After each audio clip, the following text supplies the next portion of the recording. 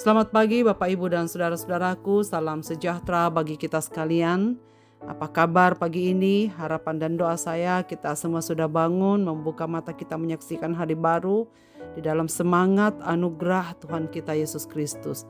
Senang sekali saya menjumpai Bapak Ibu dan saudara-saudaraku kita di acara Renungan Pagi, edisi 13 Mei 2024. Kiranya sabda Tuhan yang kita dengarkan pagi ini menjadi pandu kita untuk berjalan. Ulangan pasal 4 ayat 9-14. Tetapi waspadalah dan berhati-hatilah supaya jangan engkau melupakan hal-hal yang dilihat oleh matamu sendiri itu, dan supaya jangan semuanya itu hilang dari ingatanmu seumur hidupmu. Beritahukanlah kepada anak-anakmu dan kepada cucu cicitmu semuanya itu, yakni hari itu ketika engkau berdiri di hadapan Tuhan Allahmu di Horeb, waktu Tuhan berfirman kepadaku, suruhlah bangsa itu berkumpul kepadaku, maka aku akan memberi mereka mendengar segala perkataanku, sehingga mereka takut kepadaku, selama mereka hidup di muka bumi, dan mengajarkan demikian kepada anak-anak mereka. Lalu kamu mendekat dan berdiri di kaki gunung itu, sedang gunung itu menyala sampai ke pusar langit dalam gelap gulita, awan dan kegelapan. Lalu berfirmanlah Tuhan kepadamu dari tengah-tengah api, suara kata-kata kamu dengar, tetapi suatu rupa tidak kamu lihat, hanya ada suara. Dan ia memberitahukan kepadamu perjanjian yang diperintahkannya kepadamu untuk dilakukan, yakni ke-10 firman, dan ia menuliskannya pada 2 loh batu. Dan pada waktu itu aku diperintahkan Tuhan untuk mengajarkan kepadamu ketetapan dan peraturan, supaya kamu melakukannya di negeri kemana kamu pergi untuk mendudukinya. Menolak lupa. Saudara-saudaraku yang dikasihi Tuhan, pendengar renungan pagi dimanapun berada. Ada yang mengatakan lupakan masa lalu, jangan diingat. Apakah setuju dengan pernyataan ini? Menurut saya tidak selalu tepat. Mungkin untuk hal tertentu boleh dilupakan. Namun dalam teks ini justru ada yang Tuhan kehendaki untuk tidak boleh dilupakan. Mengingatnya adalah hal yang terbaik. Misalnya saja beberapa peristiwa pahit di masa lalu masih perlu diingat supaya kita tidak tersandung pada kesalahan yang sama. Dalam teks ini dijelaskan apakah yang harus diingat.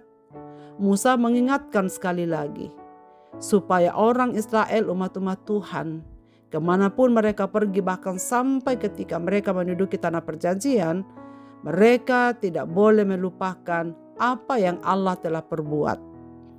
Kita harus dengan tekun mengingat pekerjaan Allah yang terjadi di masa lampau dalam hidup kita.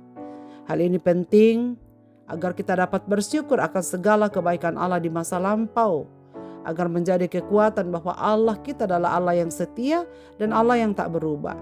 Maka masa depan kita pun akan tetap ada di dalam penyertaan-Nya, sama seperti ketika Ia menyertai kita di masa-masa lampau.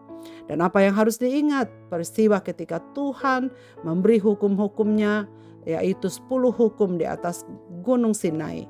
Dan Tuhan memerintahkan melalui Musa supaya dilakukan oleh umat-umat Tuhan. Apakah maksudnya?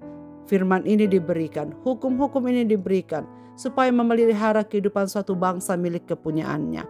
Perintah itu adalah dasar kehidupan bersama umat Tuhan. Dan di sini dikatakan waspadalah dan berhati-hatilah supaya jangan engkau melupakan hal-hal yang dilihat oleh matamu sendiri, dan supaya jangan semuanya itu hilang dari ingatanmu seumur hidupmu. Bahkan dikatakan di ayat yang terakhir yang kita baca, ketika engkau ada di tanah perjanjian dan engkau memasuki negeri itu. Yang kedua, tetap tinggal di dalam firman-Nya sehingga kasih akan Allah dalam hal-hal rohani tidak berkurang di dalam hati kita. Mengabaikan hal ini dapat mengakibatkan kehancuran rohani yang menyedihkan bagi anak cucu kita. Ketaatan yang tekun dan gigih kepada Allah dan hukum-hukum-Nya diperlukan supaya kita mematuhi serta setia melakukannya dalam hidup kita sebagai umat Tuhan, dan menjadi wujud ucapan syukur atas penyertaan Tuhan yang sempurna di setiap jejak langkah hidup kita, baik pribadi maupun keluarga.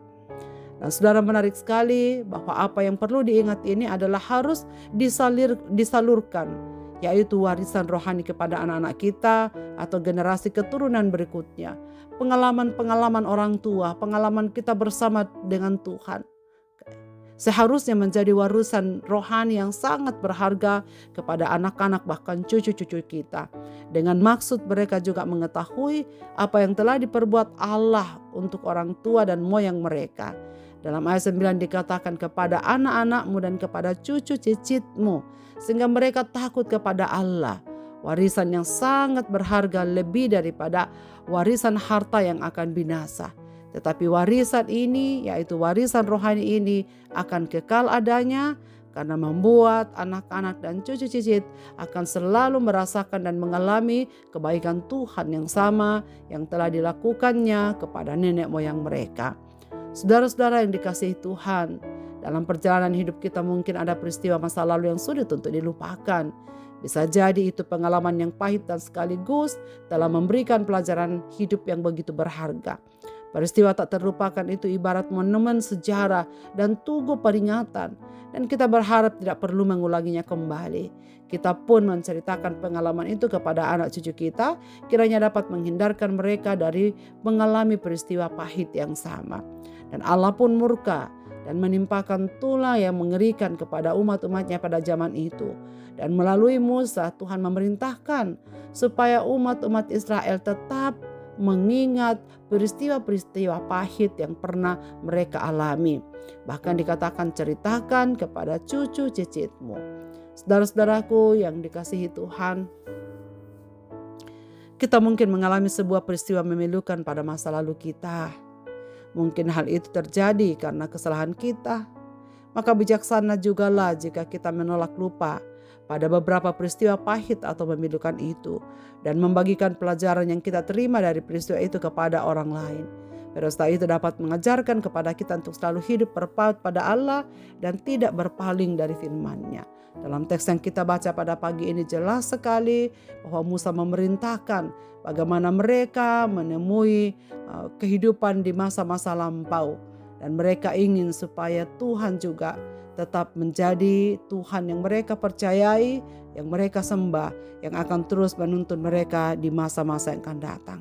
Jadi saudara sekalian, perlu mengingat apa yang Tuhan sudah buat dalam kehidupan kita, bahkan menceritakannya, melestarikannya di hati generasi-generasi berikutnya, agar mereka juga tetap bisa bersyukur kepada Tuhan dan mempercayakan seluruh hidupnya di dalam tangan pimpinan Tuhan. Marilah kita berdoa. Bapa di surga, Bapa di dalam nama Tuhan Yesus Kristus, terima kasih banyak untuk firman-Mu pada pagi ini. Kiranya kami menolak lupa untuk segala perkara-perkara yang Tuhan sudah buat di masa lampau hidup kami. Peristiwa yang baik, peristiwa yang benar, peristiwa yang pahit sekalipun, agar di dalamnya umat-umat-Mu belajar tentang kesetiaan Tuhan yang selalu memelihara umat-umat-Nya.